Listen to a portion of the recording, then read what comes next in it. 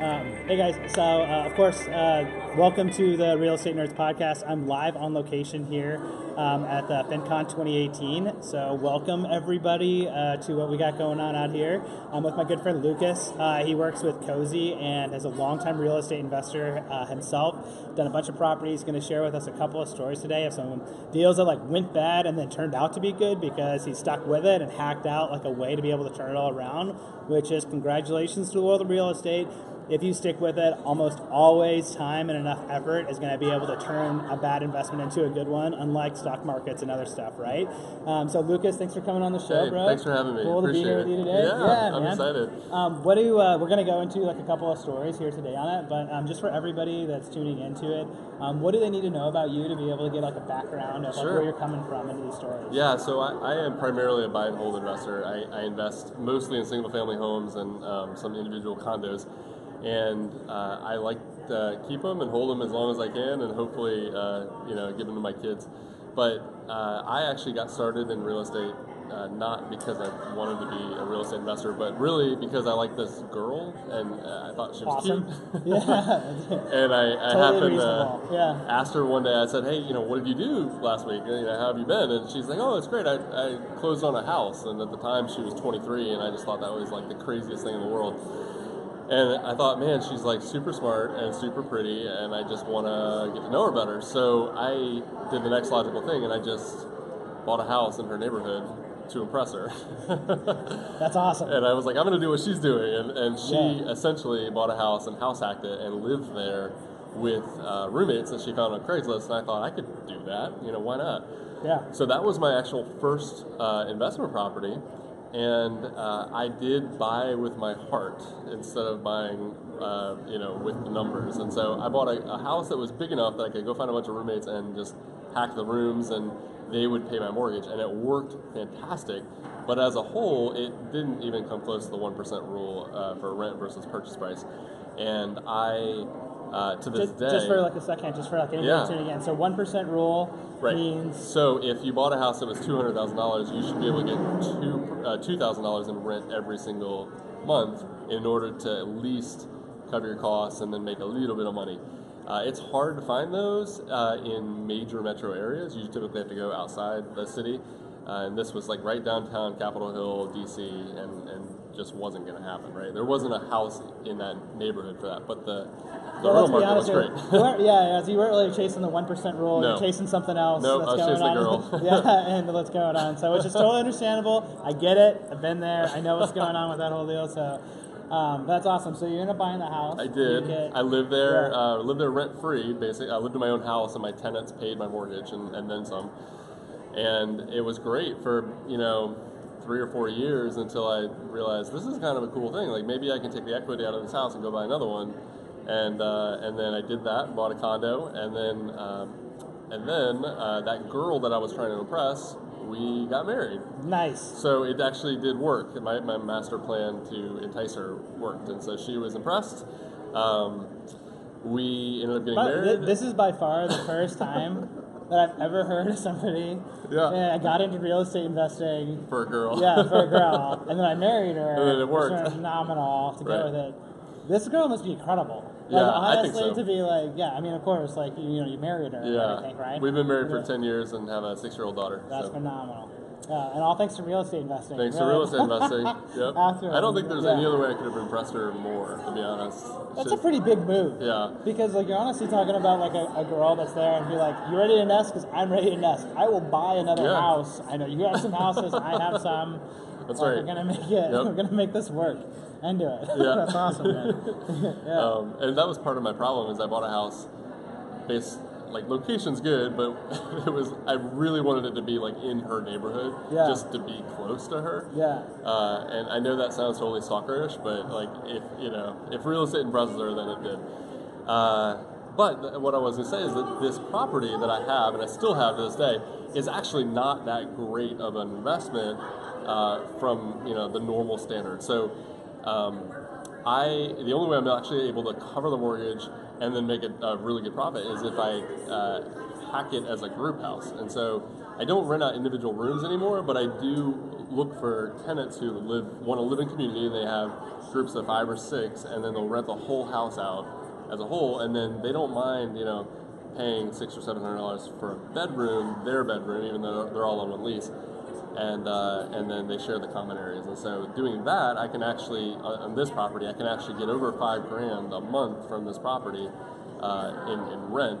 Whereas if I just only rented to a single family, maybe even a dual income family, I maybe would only be able to get like $3,500. That's awesome. So, yeah. And that covers my mortgage. Actually, produces about $900 extra a month, which is great. Otherwise, I'd be in the hole. Yeah, and I think that's a great point. I just want to check in with all the nerds out there on this. It's like, check out what he did. Is that he ended up like going to get into a piece of property, took action on it to go ahead and jump into it, and went for it. And so the numbers didn't work out totally on the front end, right? But he had the flexibility and like to stick to it, miss enough to be able to find out like another option into like what to do, right? So Lucas, like finding out like how to hack it into a group home, and like because there's some operational things you have to know about that, and like how's this whole thing gonna function? Did you have somebody that mentored you in how to do that, or did you just kind of figure it out on your own? My wife, her sister was a real estate agent and was also an investor. So I called her, and she was the one who sold me the house, and I was like, okay, you gave me this great house, like now tell me what to do. And she entertained that for maybe a year, and then she got kind of fed up with my phone calls. So I didn't have anybody, and at the time, this was 2005, and there weren't a lot of resources. Like even like Bigger Pockets wasn't even around. It didn't exist. I don't think it existed then. Yeah. And so I started. If it did, it was still Josh in his living room in his underwear typing on a laptop. Yeah. So I didn't have any of that, and the only courses I could find were like gurus who wanted to sell me $1,000 booklet of CD-ROMs that were going to tell me how to be a landlord. And so I just read as many books as I could. Nolo's got a lot of really good legal books out there, but I went to the school of hard knocks and learned the hard way through dealing with sometimes 5 or 6 tenants in one house in a given year because I was renting out the bedrooms. And I got really good at it, and I like to be customer focused. So my tenants are my customers, and I try to treat them with respect and decency and treat them as if they were paying my mortgage, because they are. And as a result, I just started getting a name for being a successful investor, and all my friends and family would come to me and ask me questions, and I thought, maybe there's something here. So I decided to start blogging, and I created a website called Landlordology back in 2011. It's still going on, Landlordology. Yeah, right? it still is. Yeah. And the idea was that it would it's like the art of landlording. It's just the teaching and the best practices of being a landlord. And I was just pouring my heart out into it, and I was just trying to teach anybody who would listen. And I still remember like the day I got double digits in traffic, like it was 11 people came to the site that day. And now it's doing 500,000 a month, and it's teaching over 4 million people a year on how to be a landlord, how to be successful, and how to make money, how to be ethical, how to treat your tenants with respect.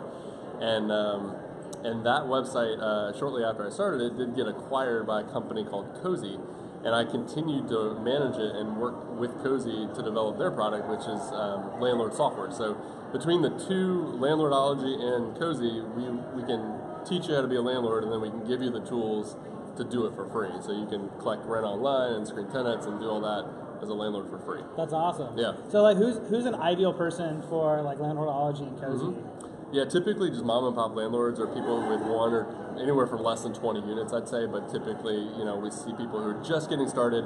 They either inherited a property or just wanted to get in and found one, and they're not sure what to do, right? And it was the ideal audience are people that used to be me. Like, I didn't know what to do. I wish somebody was there to mentor me and teach me, and that's what we're trying to do. So it sounds like it's something that you built from the ground up, with like your just personal experiences with it, and then you guys partner with Cozy on saying like, here's the tools to make it a little bit more efficient for how can you actually manage, because you could manage stuff like on an Excel spreadsheet or like whatever way you want to do it, right? But like just like tools that Cozy provides, it sounds like working with your experience is like, okay, this is how you integrate the knowledge with the tools to make it simplified for you. It's kind of like if you ask me to, like, how do I go fishing? I could sit there and tell you all day long, like, this is what you do, but you're never actually going to learn it until someone puts a rod in your hand and gives you a boat and like takes you out on the water and says, now fling it this way, and then actually reel it in, and then you have a fish.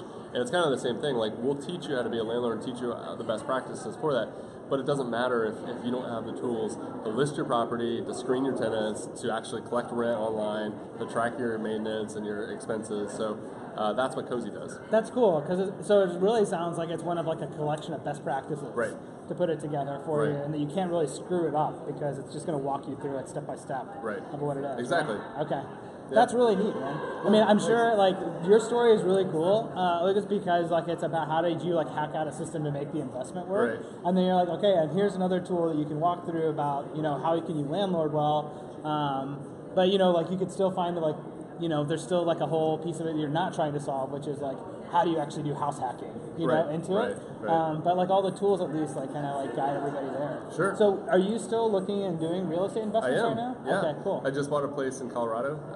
This is an experiment for me. It's my first short-term rental, and I actually did hire a property manager to manage like the ins and outs of the day-to-day check-in and check-out of the guests. But that was an interesting buy because I did a lot of research on vacation homes in ski towns throughout the country, and I found that Vail, Colorado actually has one of the best ratios because people will pay a premium during the ski season. And I figured out if I could rent the place for 100 days out of the year, then it will cover all the expenses, including the mortgage and the property management fees and everything. And so if I rent it 100 days, then the rest of the 250 days a year, I get to go, hang out in Vail for free because it's covered. Yeah, I mean, so the numbers really work out well there, which it wasn't that way in some other cities. So that's awesome. Yeah. And so are you using the same tools that you used before to do like your normal tracking for your rents as you are with like the vacation rentals, or are you using something different? Slightly different. So with vacation rentals, it's a different beast because you have to manage a joint schedule across multiple listing platforms, right? So in order to really be successful, you have to list it on Airbnb and VRBO and HomeAway and then a handful of other smaller sites. And people come in from all over and they want to pay their deposit or they want to pay for their whole stay like right up front and be done with it, right? Whereas normal landlording, you get a recurring monthly or weekly, however you choose to do it, rent. So Cozy's really designed specifically for more like month-to-month or long-term rentals, but shorter vacation properties. We have a property manager who has like a built-in system, much like Cozy, but designed specifically for short-term rentals. So no designs on being able to like hack out short-term rentals on your own? Just outsource it to somebody else for now? Yeah, because honestly, I don't want to be delivering towels like at 11 o'clock at night when somebody's like just arriving and need to check in. So that's not worth my time. But somebody else will do it for a hefty 30%. That's awesome. Yeah, that's cool, Lucas. Well, I mean, I've taken like from like today's like talk with the two of us. Like I'm taking away some pretty like key lessons, I think, which is something just to kind of like bottom line. We always like to do like a lesson of the day. Of, like what do we grab out of the story? And just from talking from here today, one of the things that I picked up from you, which was just the fact of like there's you can get into real estate for a lot of different reasons, right? And I think you probably got into what people would normally be like is the wrong reason to do it, and got into like potentially like almost like a really bad deal, right? If it didn't pan out with like the house hacking into it, right? You still probably would have got married, but financially probably would have been a good deal. So maybe it is a good deal overall. Yeah. So maybe we should take that as a lesson of the day. But, so that bad property, I mean, I've had that now for 13 years, and I've been renting it to groups ever since. And so I have a nice monthly income, but there's also like $400,000 of equity in that particular property. So even if it was a bad deal up front, if I sold it today, I'd make a decent return on it. So well, this is like really like the moral of the story in a lot of ways, right? Which is like if you give it enough time and you can like explore the creative options, you can find a way out of something even though you got in wrong on the front end. Because it's pretty tough to know sometimes. Even with really experienced investors that we've talked to and all the nerds have heard here on the show, is that even great people that are really savvy like end up in deals that go sideways and have to come up with creative solutions. So it's not like this is not like a new piece of it too. And there's so many factors you can't control. I mean, the economy being one of them. Like if there's a pop in the bubble or if it just takes a downturn, all of a sudden you lose all your equity. And watch out, 2020, you coming. 2020's coming. Watch out. You can sort sort of prepare for that. I mean, you can certainly, de-risk yourself, but at the end of the day, like sometimes you just have to wait it out and get to the end. Yeah, that's awesome. Yeah. So, as just like, if anybody wants to connect with you Sure. and find out more about like what you're doing, or like how would be the best way for them to do that? They can reach me by email. That's lucas@cozy.co. That's CO. Right on.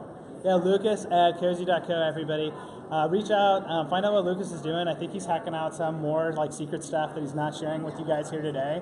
Follow him and see what's going on with him. But Lucas, thanks for coming in, man. Have a great FinCon, brother. Thanks. Appreciate it. Thanks.